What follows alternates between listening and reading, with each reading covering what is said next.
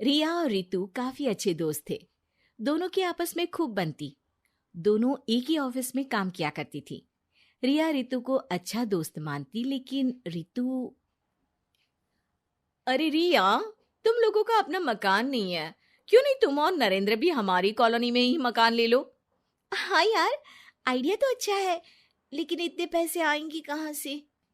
अरे, हमारे होते हुए तुम्हें घबराने की जरूरत नहीं है।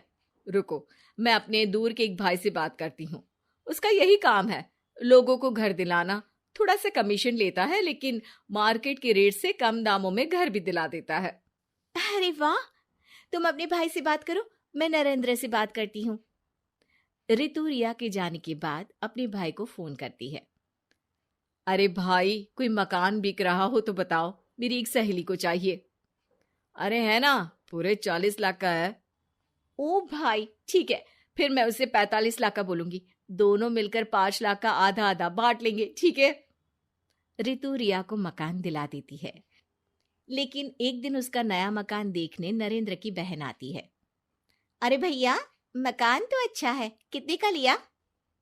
तुम्हारी भाभी की सहेली ने दिलवाया है, बड़ा ही ठीक रेट में मिल गया नीरू, सिर्फ 45 लाख का। तभी नीरू का पति बोलता है। नरेंद्र, ये तो बहुत महंगा है। मेरे दोस्त ने भी यही मकान सिर्फ 38 लाख में लिया है। चलो, मैं तुम्हें उनके घर ले चलता हूँ। दोनों नरेंद्र की जीजाजी के दोस्त के घर जाते हैं, जहां उन्हें रितु का भाई मिल जाता है। क्या बात है, आपने हमें धोखे से महंगा मकान बेचा है। पता है कितनी मेहनत की कमाई का पैसा है।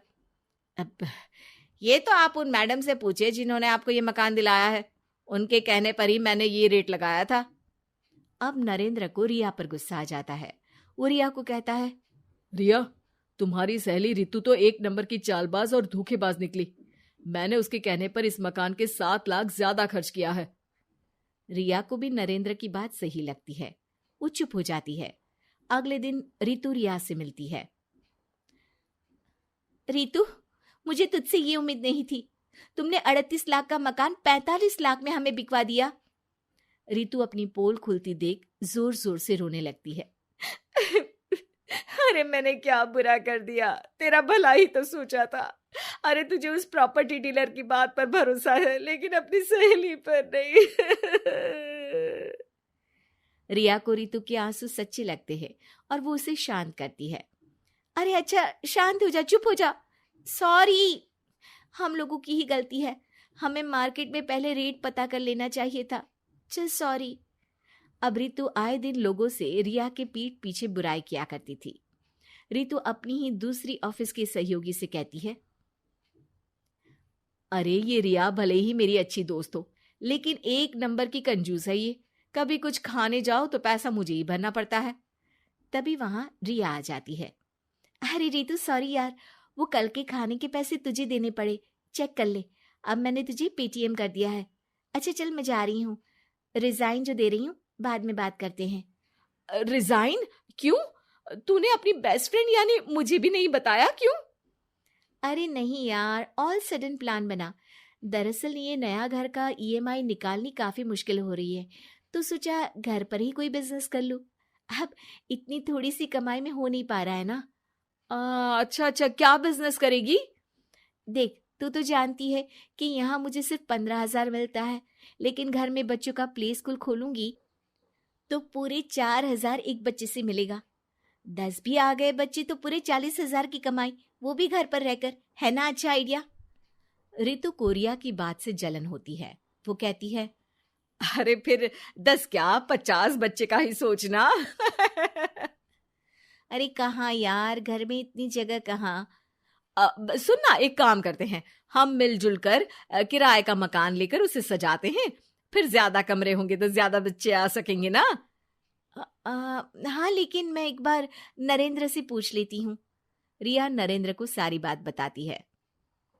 देख लो रिया, मुझे तुम्हारी इस सहेली में जरा सा भी विश्वास नहीं है। अरे नहीं नहीं, वो ऐसी नहीं है। मिलकर काम करेंगे, जो पैसे आएंगे आधे आधे बांट लेंगे। इसमें बुरा क्या है, काम भी अच्छा होगा। फिर क्या था, दोनों मिलकर काम शुरू करते हैं। पूरा कमरा बच्चों के हिसाब से सजा दिया जाता है। टीवी, फ्रिज, बेड और न जाने क्या क्या। तेरे और मेरे मिलाकर 2 लाख का खर्च हो गया। अरे कोई बात नहीं, पैसे कमाने के लिए इन्वेस्टमेंट तो करनी पड़ती है। अब इतनी बड़ी रकम है, अच्छा है कि दोनों ने मिलकर कर ली, वरना एक के बस की तो बात नहीं है। हाँ, लेकिन अब मैं ना एक बात बोलना चाहती हूँ। देखो, पिछले 2 महीनों से जब से ये काम चल रहा है, सारी मेहनत मेरी ही है। मैं ही सारा सारा दिन यहाँ का काम देखती हूँ। तो अब मैं तुम्हारे साथ ये काम नहीं करूंगी, अकेले मैं ये स्कूल चलाऊंगी। अरे ऐसे मत बोलो रितु, मैंने नौकरी भी छोड़ दी। थोड़ी बहुत सेविंग्स थी, वो भी मैंने स्कूल को बनाने में लगा दी। अब यार, तुम तो आलसी भी हो, मुझे नहीं लगता तुम ये काम कर पाओगी। रितु, नरेंद्र ठीक बोलते थे, तुम भरोसे के लायक नहीं हो। ये मेरी गलती है कि मैंने तुम पर विश्वास किया। अच्छा जी, तो गलती की ना। मैं तुमको तुम्हारे पैसे धीरे धीरे करके दे दूंगी। अच्छा होगा कि अब तुम यहां से निकल जाओ। बेचारी रिया सर झुकाकर घर वापस आ जाती है। नरेंद्र, वही हुआ जिसका डर था।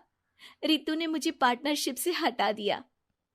मैं ये बात जानता था रिया, लेकिन मैंने तुम्हें इसलिए फोर्स नहीं किया क्योंकि जब तक तुम खुद धोखा नहीं खाती तुम्हें अकल नहीं आती।